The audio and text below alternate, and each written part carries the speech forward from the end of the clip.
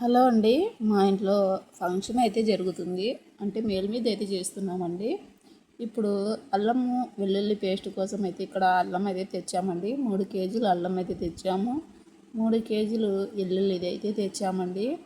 తెచ్చి ఇలా అల్లం అయితే పేస్ట్ అయితే చేస్తున్నాము. అల్లం వచ్చేసి నేతగా ఉందండి, కొత్త అల్లం అన్నమాట. అంటే పైన తోలు అనేది పెద్దగా లేదు.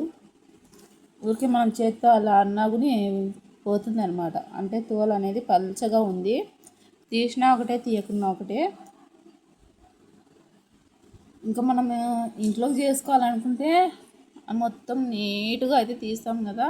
ఇక్కడ వచ్చేసి నేను ఇంకా ఎక్కువ అల్లం ఉంది కదా, అందుకోసం ఇలా పైన తోలు అయితే తీసేసి మొత్తము కట్ చేస్తున్నానండి. అల్లం అయితే 3 కేజీలు కదా, ఇంకా మొత్తం ఇలా పైన తోలు తీసేసి కట్ చేస్తున్నాను అనమాట.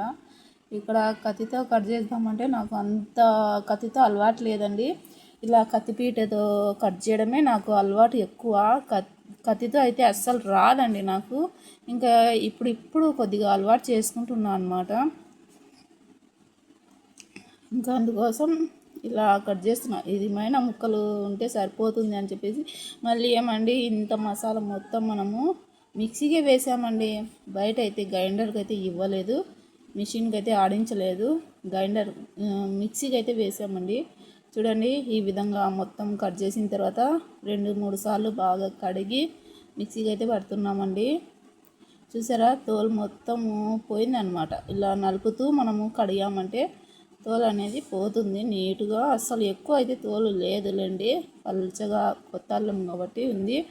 ఇంకా మిక్సీకి అయితే మా ఫ్రెండ్ అయితే మిక్సీకి వేస్తుంది.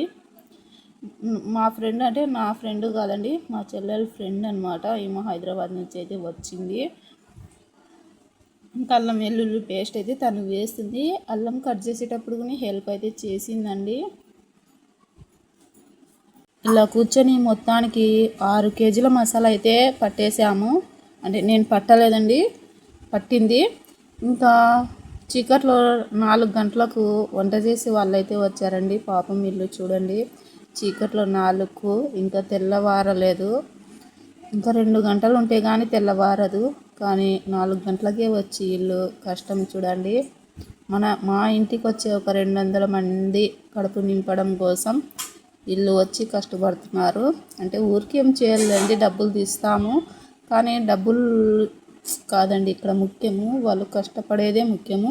ఆ తర్వాత వంటలోకి వచ్చేసి వీళ్ళు మసాలా పొడులు అయితే అడిగారండి. ఇక్కడ మిరియాల పొడి, జీలకర్ర పౌడరు, ఇంకా ఈ కొబ్బరి పొడి, అది వచ్చేసి చికెన్ ఫ్రైలోకండి. అవి చిప్స్ వేయించుకుంటాం కదా, అవి మొత్తము మసాలా పట్టి ఇవ్వమని చెప్పారు. యాలకల పొడి మొత్తం ఇక్కడ మళ్ళీ తనే కూర్చొని మిక్సీకి అయితే వేస్తుంది అనమాట. ఇంకా అవి పచ్చిమిర్చిని మొత్తం మిక్సీకి అయితే వేయాలండి.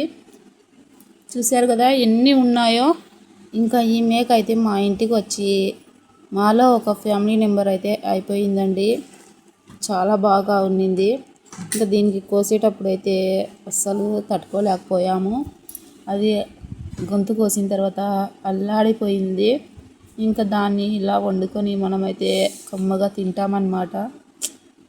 మన ప్రాణం పోయేటప్పుడు మనకు ఎలా ఉంటుందో తెలియదు. ఇంకా ఇక్కడ పచ్చిమిర్చిని వేసేసింది. ఇంకా పొట్టేలు అయితే ఇక్కడ మొత్తం పైన ఉన్న బోటి పార్ట్ను అయితే తీసేసి కట్ చేస్తున్నారనమాట. ఇక్కడ చూడండి, పేగులు, రక్తము మొత్తం ఇదంతా కోసిన తర్వాత ఇంకా వంట అయితే స్టార్ట్ చేస్తున్నారండి. ఈ వీడియో నచ్చితే లైక్ చేయండి.